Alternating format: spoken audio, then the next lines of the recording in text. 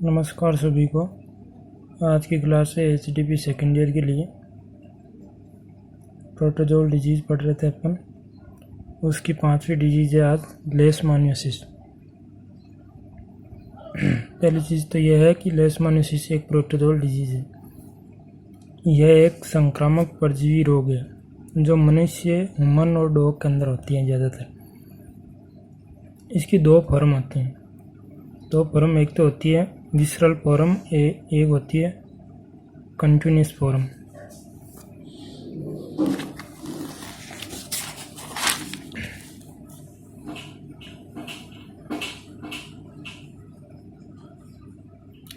Visceral form का तो मतलब होता है जो अंगों के अंदर जो इसका प्रभाव दिखता है ना, उसको बोलते हैं विसरल फॉर्म। और कंटिन्यूस का मतलब होता है इसका प्रभाव जो त्वचा के ऊपर दिखता है, उसको बोलते हैं कंटिन्यूस फॉर्म। तो ये दो फॉर्म का रोग है। उसके बाद है इसकी इटियोलॉजी, प्रोटोजोआ। किस प्रोटोजोआ से ये बीमारी होती है? तो प्रोटोजोआ का नाम है लेशमानियोडोनावाई। लेशमानियोडोनावाई है, ये विसरल फॉर्म का लेशमानियोसिस रोग करता है, जिसका एजेंट है विसरल फॉर्म। लेशमानियोसिस का एजेंट या कारक लेशमानियोडोनावाई है। दूसरा है इसका लेशमानियोट्रोपिका, जो क्विंटेनस फॉर्म ऑफ लेशमानियोसिस का एजेंट है लेशमानियोट्रोपिका। उसके बाद है ये फैलता कैसे है? ये रोग फेलेपोटमस सैंड फ्लाई के काटने से फैलता है। ये फ्लाई का नाम है, मक्खी का नाम है, जो इसके काटने से ये रोग फैलता है एक पशु से दूसरे पशु के अंदर।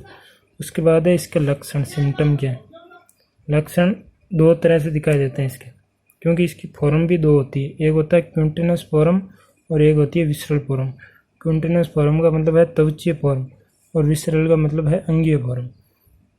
जो क्विंटेनस फॉर्म है यह लेशमानियोट्रोपिका के द्वारा होता है। मैंने पहले बता दिया था के द्वारा होता है, तथा इस परजीवी के कारण त्वचा पर छोटे छोटे चकत्ते पड़ जाते हैं, मतलब छाले ऐसे बाल उड़ जाते हैं, उस जगह पर छाले जैसे पड़ जाते हैं, जिसे ओरिएंटल सोर कहते हैं। मतलब कंटिन्यूस फॉर्म में ये लक्षण आएंगे बॉडी के ऊपर, मतलब त्वचा के ऊपर चिंकते से बन जाएंगे, स्पॉट बन जाते हैं, धब्बे बन जाते हैं, उसको ओरिएंटल सोर बोलते हैं। उसके बाद है इसकी दूसरी फॉर्म विसरल फॉर्म। यह लेशमानियोडोनावाई नामक परजीवी से होता है। इसमें त्वचा पर व शरीर के अंगों पर दोनों पर असर पड़ता है, इसलिए इसको काला औजार अथवा डमडम फीवर भी कहते हैं या बोलते हैं। फिर है कि इसका इंक्यूबेशन पीरियड कितना होता है, मतलब समय अवधि क्या है इसका? तो 3 माह से कई वर्षों तक ये रोग लंबे टाइम तक चल सकता है। इसके बाद है इसके लक्षण, पशु की लसिका ग्रंथियां सूज जाती हैं, पशु लड़खड़ा कर चलता है, रक्त कोशिकाएं टूटने के कारण एनीमिया हो जाता है, मतलब ब्लड की कमी हो जाती है बॉडी में, और पेशाब में खून आने लग जाता है, और पशु एनीमिया के कारण फिर मर जाता है, मृत्यु हो जाती है।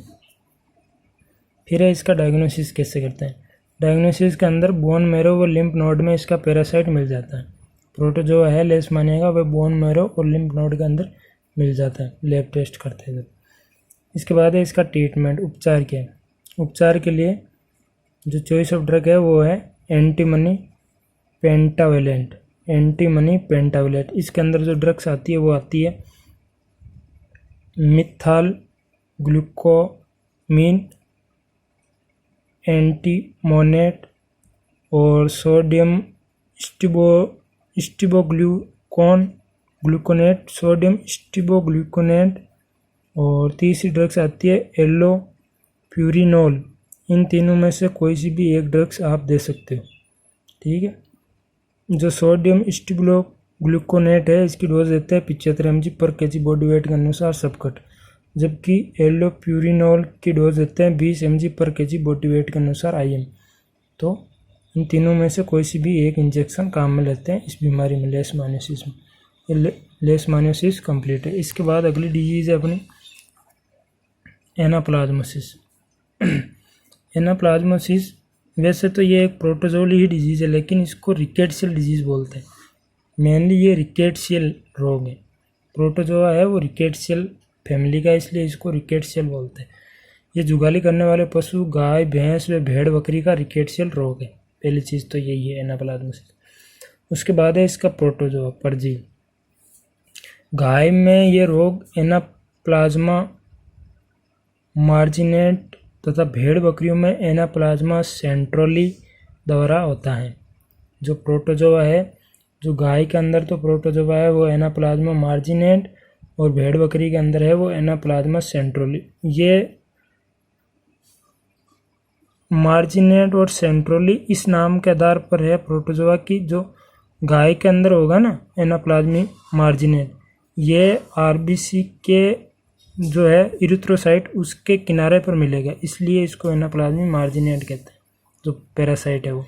जबकि भेड़ बकरी के अंदर एनाप्लाज्मा सेंट्रोली इसलिए बोलते हैं कि ये इरिथ्रोसाइट के सेंटर में मिलता है। ये एनाप्लाज्मा जो पैरासाइट है वो प्रोटोजोआ है जो, इसलिए इसको एनाप्लाज्मा सेंट्रोली बोलते हैं। इसके बाद है ये रिकेट्सिया एनाप्लाज्मी मार्जिनेट अथवा मार्जिनल्स भी बोलते हैं इसको, संक्रमित इरिथ्रोसाइट के किनारे पर तथा एनाप्लाज्मी सेंट्रोली इरिथ्रोसाइट के बीच में मिलती है। ये पहले ही बता देंगे। इसके बाद है इसके लक्षण। ये रोग बछड़ों में जो 1 वर्ष से कम आयु के होते हैं उनमें तो नहीं होता है। पहली चीज़ तो यही। इस रोग में भूख कम लगती है, पशु को खांसी आती है और बाह्य लसिका ग्रंथि में सूजन आ जाती है। उसके बाद डिहाइड्रेशन हो जाता है, निर्जलीकरण हो जाता है, जिसके कारण बॉडी में वीकनेस आ जाती है और जॉन्डिस हो जाता है। पशु इसके अंदर दांत किटकिटाता है। ये इसके लक्षण है। इसके बाद है इसका इलाज। इलाज के अंदर जो इंजेक्शन काम में लेते हैं वो लेते हैं इमिडोकार्ब हाइड्रोक्लोराइड इंजेक्शन यूज लेते हैं एनाप्लाज्मोसिस में। इसकी डोज लेते हैं 5 mg पर kg बॉडी वेट के अनुसार IM।